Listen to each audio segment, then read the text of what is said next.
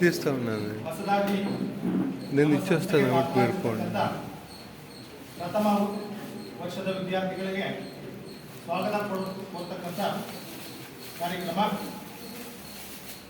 ಈ ಕಾರ್ಯಕ್ರಮ ಅತ್ಯಂತ ಯಶಸ್ವಿಯಾಗಿ ಜರುಗಬೇಕು, తీసుకోండి పెట్టుకోండి. ಉತ್ತಮ ಮಟ್ಟದಲ್ಲಿ ಕಾರ್ಯಕ್ರಮ ನಡೆಯಬೇಕು.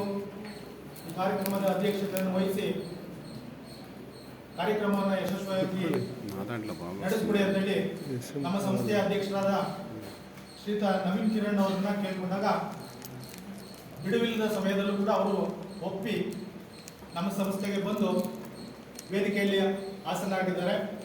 ಅವರಿಗೆ ನಮ್ಮ ನಿಮ್ಮೆಲ್ಲರ ಪರವಾಗಿ ಮತ್ತು ದತ್ತಿಯ ಪರವಾಗಿ ಸ್ವಾಗತ ಸುಸ್ವಾಗತವನ್ನು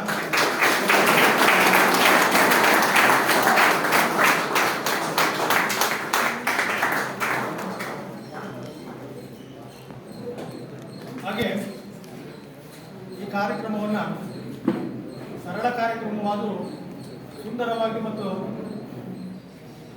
ಯಶಸ್ವಿಯಾಗಿ ನಡೆಸಬೇಕು ಅಂತ ಹೇಳಿ ಪ್ಲಾನ್ ಮಾಡಿ ನಮ್ಮ ಪ್ರಭಾರಿ ಪ್ರಾಚಾರ್ಯರಾದಂಥ ಶಶಿಭೂಷಣ್ ಅವರು ಕೂಡ ಈ ಕಾರ್ಯಕ್ರಮಕ್ಕೆ ಬಂದಿದ್ದಾರೆ, ಕಾರ್ಯಕ್ರಮದ ವೇದಿಕೆಯಲ್ಲಿದ್ದಾರೆ. ಅವ್ರಿಗೂ ಕೂಡ ನಮ್ಮ ನಿಮ್ಮೆಲ್ಲರ ಪರವಾಗಿ ಪುಷ್ಪಗುಚ್ಛ ನೀಡುವ ಮೂಲಕ ಸ್ವಾಗತವನ್ನು ಕೋರುತ್ತಿದ್ದೇನೆ.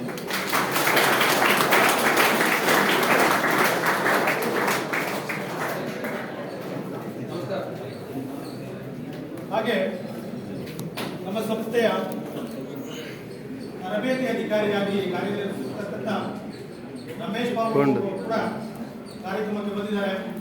ಅವರು ಕೂಡ ಪುಷ್ಪಗುಚ್ಛವನ್ನು ನೀಡುವ ಮೂಲಕ ಸ್ವಾಗತವನ್ನು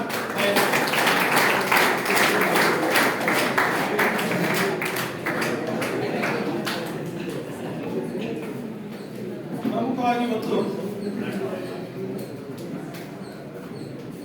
1922ರಲ್ಲಿ ನಾವು ಒಂದು ನಿರ್ಧಾರವನ್ನು ತಗೊಂಡ್ವಿ.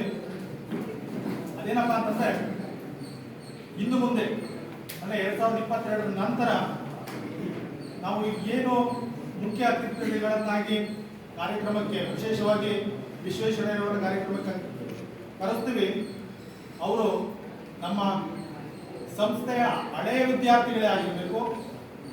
ಅವರು ತಂತ್ರಜ್ಞಾನವನ್ನು ತಮ್ಮ ಜೀವನದಲ್ಲಿ ರೂಪಿಸ್ಕೊಂಡು ಅವರ ಜೀವನವನ್ನು ಅದರಲ್ಲೇ ರೂಪಿಸ್ಕೊಂಡಿರಬೇಕು. ಅದರಲ್ಲಿ ಯಾವುದಾದ್ರೂ ಒಂದು ಸಾಧನೆಯನ್ನು ಮಾಡಿರಬೇಕು. ಅಂಥ ವಿದ್ಯಾರ್ಥಿಗಳನ್ನು ನಾವು ಕರೆಸಬೇಕು. ಅಂಥ ವಿದ್ಯಾರ್ಥಿಗಳನ್ನ ಕರೆಸಿದಾಗ ನಿಮಗೂ ಕೂಡ ಅವರು ಇನ್ಸ್ಪೈರ್ ಆಗ್ತಾರೆ, ಇನ್ಸ್ಪಿರೇಷನ್ ಆಗಿರ್ತಾರೆ. ಅವರ ಮಟ್ಟಕ್ಕೆ ನೀವು ಕೂಡ ಬೆಳೆಯಬೇಕು. ಅವರ ತತ್ವ ಸಿದ್ಧಾಂತಗಳನ್ನು ನೀವು ನಿಮ್ಮ ಜೀವನದಲ್ಲಿ ರೂಪಿಸಿಕೊಂಡು ಉತ್ತಮ ಮಟ್ಟಕ್ಕೆ ಬರಬೇಕು ಅನ್ನೋ ಉದ್ದೇಶದಿಂದ ಕಳೆದ 4 ವರ್ಷದಿಂದ ಹಳೆಯ ವಿದ್ಯಾರ್ಥಿಗಳನ್ನೇ ನಾವು ಸಂಸ್ಥೆಗೆ ಕರೆಸಿ ಅವರ ಮೂಲಕ ಹಿತವಚನಗಳನ್ನು ನಿಮಗೆ ನೀಡತಕ್ಕಂಥ ಕೆಲಸವನ್ನು ಮಾಡಿದ್ವಿ. ಈ ವರ್ಷ ಆ ನಿಟ್ಟಿನಲ್ಲಿ ಶ್ರೀಯುತ ಧರಣಿ ಕುಮಾರ್ ಅವರನ್ನ ಈ ಸಂಸ್ಥೆಗೆ ಕರೆಸಿದ್ದೀವಿ. ಧರಣಿ ಕುಮಾರ್ ಅವರು 1994-96ರ ಬ್ಯಾಚ್ನಲ್ಲಿ ಫಿಟ್ಟರ್ ವಿಭಾಗದಲ್ಲಿ ತರಬೇತಿಯನ್ನು ಪಡೆದು ಆ ವಿದ್ಯಾರ್ಥಿ ದೆಸೆಯಿಂದಲೇ ನಾಯಕತ್ವದ ಗುಣಗಳನ್ನು ಬೆಳೆಸಿಕೊಂಡಿರ್ತಕ್ಕಂಥ ವ್ಯಕ್ತಿ. ಅವರು ಇವತ್ತು HAL ಸಂಸ್ಥೆಯಲ್ಲಿ ಪ್ರೊಫೆಷನಲ್ ಮಾಸ್ಟರ್ ಟೆಕ್ನಿಷಿಯನ್ ಆಗಿ ಕೆಲಸ ಮಾಡ್ತಾ ಇದ್ದಾರೆ. ಜೊತೆಗೆ HAL employees union vice president ಆಗಿ ಕೂಡ ಕೆಲಸ ಮಾಡ್ತಾ ಇದ್ದಾರೆ. ಅಂತ ವ್ಯಕ್ತಿಯನ್ನು ನಾವು ಸಂಸ್ಥೆಗೆ ಬರಬೇಕು, ನಮ್ಮ ಮಕ್ಕಳನ್ನು ಉದ್ದೇಶಿಸಿ ಮಾತಾಡಬೇಕು ಅಂತ ಹೇಳಿ ಕೇಳಿಕೊಂಡಾಗ ಅವರು ಬಿಡುವಿಲ್ಲದ ಕಾರ್ಯಕ್ರಮದಲ್ಲೂ ಕೂಡ ಬಿಡುವು ಮಾಡಿಕೊಂಡು ನಮ್ಮ ಸಂಸ್ಥೆಗೆ ಬಂದಿದ್ದಾರೆ. ಅವ್ರಿಗೂ ಕೂಡ ಪುಷ್ಪಗುಚ್ಛವನ್ನು ನೀಡುವ ಮೂಲಕ ಸ್ವಾಗತವನ್ನು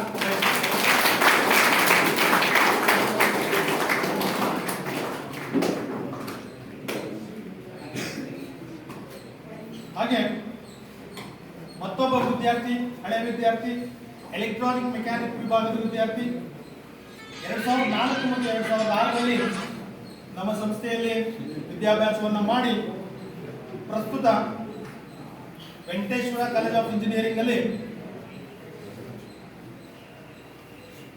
ಸಿಸ್ಟಮ್ ಅನಾಲಿಸ್ಟ್ ಆಗಿ ಕೆಲಸ ಮಾಡ್ತಾ ಇದ್ದಾರೆ.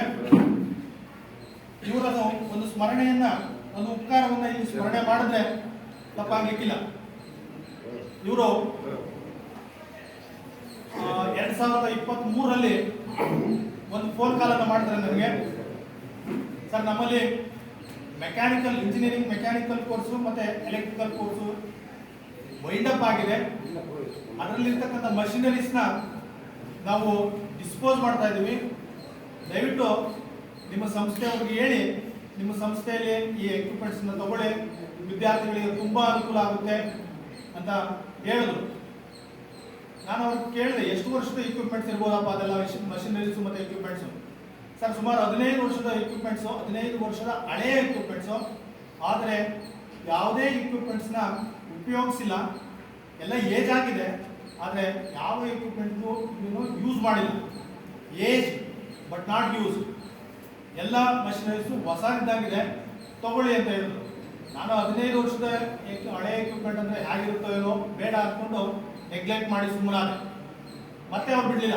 ಎರಡನೇ ಸತಿ ಫೋನ್ ಮಾಡಿದ್ರು ಕೂಡ ನಾನು ಅದೇ ರೀತಿಯ ಉತ್ತರ ಕೊಟ್ಬಿಟ್ಟು ಸುಮ್ಮನಾದೆ. ಆದರೆ 3ನೇ ಸತಿ ಫೋನ್ ಮಾಡಿದಾಗ ನಾನು ಮತ್ತು ಅಂಬುಜಾಕ್ಷಮ್ಮನವರು ಯಾವುದೋ ಸಂಸ್ಥೆ ಕೆಲಸ ಮಾಡ್ತಾ ಇದ್ವಿ, ಹೇಗಾದ್ರೂ ಮಾಡಿ ಇದನ್ನ ನಾನು ಅವಾಯ್ಡ್ ಮಾಡಬೇಕು ಅಂತ ಹೇಳ್ಬಿಟ್ಟು ಮೇಡಮ್ ಅವ್ರಿಗೆ ಹೇಳಪ್ಪ ಅನ್ಸುತ್ತೆ ಅಂತೇಳಿ ಫೋನ್ ಕೊಟ್ಟೆ. ಅವರು ವಿವರವಾಗಿ ಎಲ್ಲ ಹೇಳಿದ್ರು. ಅವರು ಹೇಳಿದ ತಕ್ಷಣ ಅವರು ಒಂದು ಇಮಿಡಿಯೇಟ್ ಆಗಿ ಒಂದು ನಿರ್ಧಾರ ತಗೊಂಡ್ರು. ನೀವು ಮತ್ತೆ KCK ಅವರು ಹೋಗ್ಬಿಟ್ಟು ಆ ಎಕ್ವಿಪ್ಮೆಂಟ್ಸ್ನ ನೋಡ್ಕೊಂಡು ಬನ್ನಿ, ಅದು ಚೆನ್ನಾಗಿದೆ ತಗೊಳ್ಳೋಣ, ಇಲ್ಲಾಂದ್ರೆ ಬೇಡ ಅಂತ ಹೇಳಿದ್ರು. ಮಾರನೇ ದಿವಸ ನಾನು ಮತ್ತೆ ಕೃಷ್ಣ ಅವರು ಆ ಸಂಸ್ಥೆಗೆ ಹೋಗಿ ಎಕ್ವಿಪ್ಮೆಂಟ್ಸ್ನ ನೋಡಿದ್ವಿ. ನೋಡಿದಾಗ ನಿಜಕ್ಕೂ ಎಲ್ಲ ಮಷಿನರೀಸು ಹೊಸ ಮಷಿನರಿ ಇದ್ದಾಗಿತ್ತು. ಇಮಿಡಿಯೇಟ್ ಆಗಿ ಒಂದು ವಿಡಿಯೋ ಮಾಡಿ ನಾನು ನಮ್ಮ ಗ್ರೂಪಲ್ಲಿ ಪೋಸ್ಟ್ ಮಾಡಿದೆ. ಆ ಪೋಸ್ಟ್ ಮಾಡಿದ ತಕ್ಷಣ ಪ್ರತಿಯೊಬ್ಬರು ಇಷ್ಟಪಟ್ಟು ಅದನ್ನು ತಗೊಳ್ಳೇಬೇಕು ಅಂತೇಳಿ ನಿರ್ಧಾರ ಮಾಡಿದ್ರು. ನಂತರ ನಮ್ಮ ಸಂಸ್ಥೆಯ ಪ್ರಿನ್ಸಿಪಲ್ ಆದಂಥ ಹನುಮಂತ ರೆಡ್ಡಿ ಅವರು ಮತ್ತು ನಮ್ಮ ಅಧ್ಯಕ್ಷರು ಅದರಲ್ಲಿ ಇಂಟರ್ಫೈರ್ ಆದರು. ಮುಂದೆ ನಡೆದಿದ್ದೆಲ್ಲ ಇತಿಹಾಸ. ಸರಿಸುಮಾರು ಒಂದು 50 ಲಕ್ಷಕ್ಕೂ ಅಧಿಕ ಬೆಲೆ ಬಾಳ್ತಕ್ಕಂಥ ಮಷಿನರೀಸು ನಮ್ಮ ಸಂಸ್ಥೆಗೆ ತುಂಬ ಕಡಿಮೆ ರೇಟಲ್ಲಿ ಬಂದಿದೆ. ನೀವು ಮಾಡಿರ್ತಕ್ಕಂಥ ಕೆಲಸದಿಂದ ನಿಜಕ್ಕೂ ನಮ್ಮ ಸಂಸ್ಥೆಯನ್ನು ಏನಿಲ್ಲ ಅಂದ್ರೆ ಒಂದು 10 ರಿಂದ 15 ವರ್ಷ ಕಂಟಿನ್ಯೂಸ್ ಆಗಿ ಯಾವುದೇ ಸಮಸ್ಯೆ ಇಲ್ಲದೆ ನಡೆಸ್ಕೊಂಡು ಹೋಗ್ಬೋದು ಅಂತ ಒಂದು ಒಳ್ಳೆಯ ಉಪಕಾರ ಮಾಡಿದ್ರೆ ವಿಶೇಷವಾದ ಧನ್ಯವಾದಗಳನ್ನ ಈ ಸಂಸ್ಥೆ ಮೂಲಕ, ಈ ವೇದಿಕೆ ಮೂಲಕ ಸಲ್ಲಿಸ್ತಾ, ಅವರು ಕೂಡ ಬಿಡುವಿನ ಕಾರ್ಯಕ್ರಮ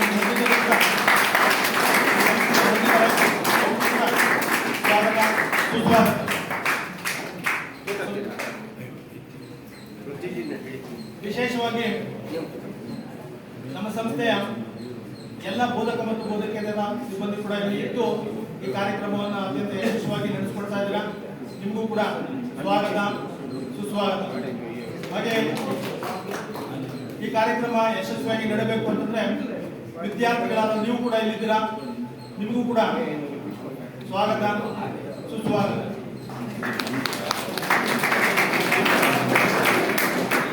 ಎಲ್ಲರಿಗೂ ಸ್ವಾಗತವನ್ನು ಬಯಸುತ್ತಾ ನನ್ನ ಸ್ವಾಗತ ಭಾಷಣವನ್ನು ಮುಗಿಸುತ್ತಿದ್ದೇನೆ. ಜೈ ಹಿಂದ್.